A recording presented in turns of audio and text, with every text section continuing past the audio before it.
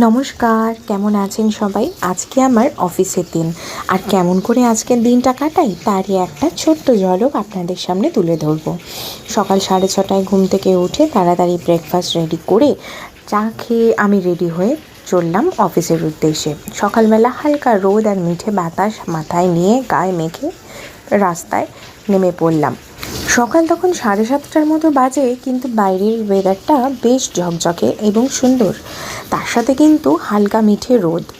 আমি অফিসে পৌঁছে যাওয়ার আগে এক কাপ চা নিয়ে খেয়ে তারপরে ঢুকলাম অফিসের উদ্দেশ্যে। কাজের ফাঁকে অবশ্যই একটুখানি চায়ের প্রয়োজন।